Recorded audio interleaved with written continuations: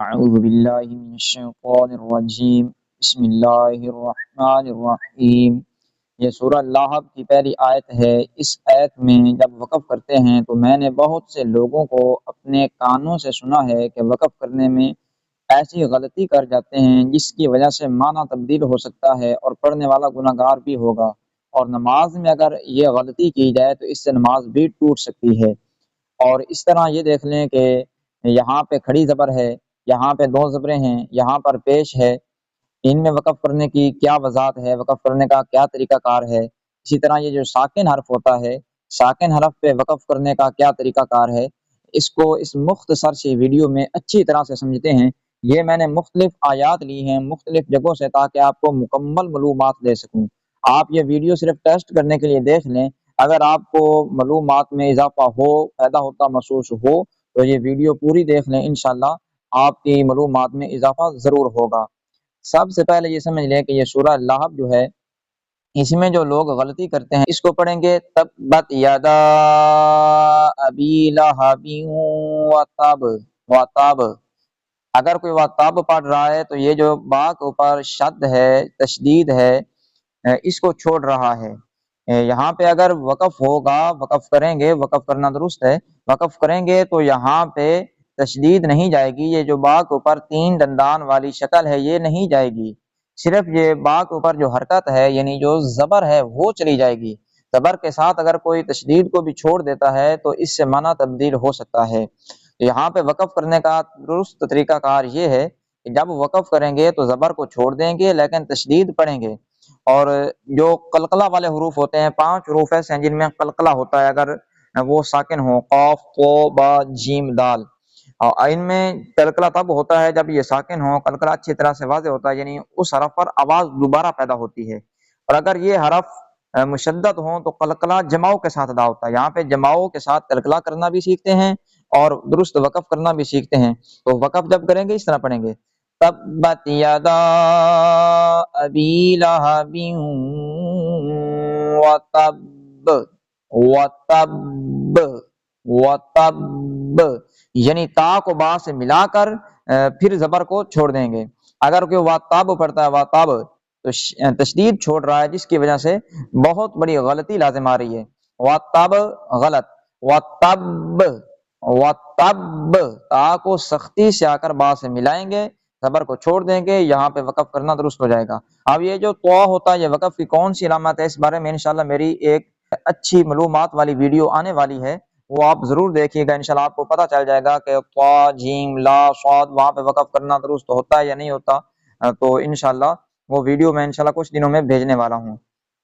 آگے یہ سمجھ لیں اوپر ذالک الیوم الحق، یہاں پہ جب وقف کریں گے تو یہ جو قاف کے اوپر پیش ہے یہ چلا جائے گا، یہاں پہ بھی قاف کے اوپر پیش چلا جائے گا، تشدید نہیں جائے گی، اور اس قاف میں جماؤ کے ساتھ قلقلہ ہوگا۔ اس طرح پڑھیں گے ذالک الیوم الحق، حق حق۔ اگر کوئی اس کو حق پڑھتا ہے، حق، ذالک الیوم الحق، حق، تو غلط ہوگا، تشدید کو نہیں چھوڑیں گے۔ آگے یہ دیکھ لیں یہاں پہ پیش ہے، اور را کے اوپر جو پیش ہے اس پیش کو نہیں پڑھیں گے جب وقف کریں گے۔ را کے اوپر جو تشدید ہے، تین دندان والی شکل ہے جس کو پنجابی میں شد کہا جاتا ہے، یہ تشدید نہیں جائے گی بلکہ یہ اوپر جو پیش ہے یہ چلا جائے گا۔ اس طرح پڑھیں گے الی ربک یومئذ المستقر، مستقر، مستقر نہیں، مستقر، قاف کو سختی سے را سے ملائیں گے، پیش کو چھوڑ دیں گے۔ آگے دیکھ لیں یہ کھڑی زبر ہے، اب یہاں پہ پہلے زبر تھی، پیش تھا، آگے یہ کھڑی زبر آ رہی ہے۔ جب وقف ہوگا تو کھڑی زبر، کھڑی زیر الٹے پیش پر وقف کیسے کیا جاتا ہے، اس بارے میں میری پہلے ویڈیو موجود ہے، اس کو آپ دیکھیں، آپ کو انشاءاللہ بہت فائدہ ہوگا۔ یہاں پہ دیکھ لیں جب کھڑی زبر پہ وقف کیا جاتا ہے تو کھڑی زبر جاتی نہیں ہے، یہاں پہ کھڑی زبر نہیں جائے گی، تشدید بھی نہیں جائے گی، صرف آواز اور سانس کو توڑ دیں گے۔ یہاں پہ جب وقف کریں گے تو اس طرح پڑھیں گے فَقُلْ هَلْ لَكَ إِلَىٰ تَزَكَّىٰ، آواز اور سانس توڑ کر دوسری عرض شروع کی جائے گی، یہاں پہ وقف درست ہو جائے گا۔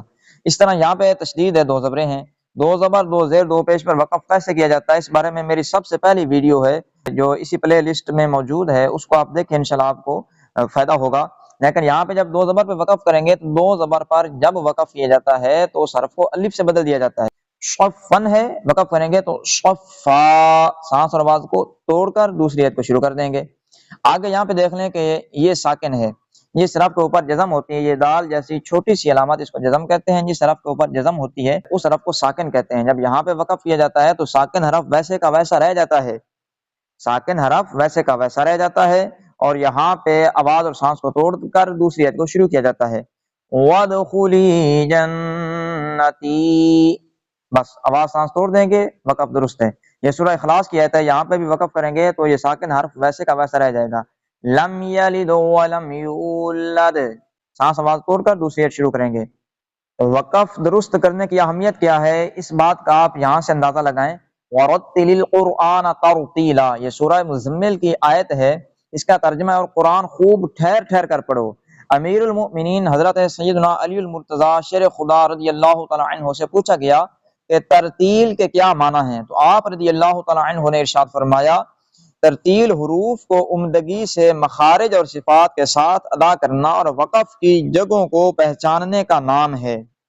اب یہاں پہ دیکھ لیں کہ حضرت علی رضی اللہ تعالیٰ عنہ کا فرمان کتنا جامع ہے کہ مخارج کو، صفات کو اور وقف کی جگہ کو پہچاننے کا نام ترتیل ہے، اور ترتیلا یعنی ترتیل سے پڑھو، یہ قرآن کا حکم ہے.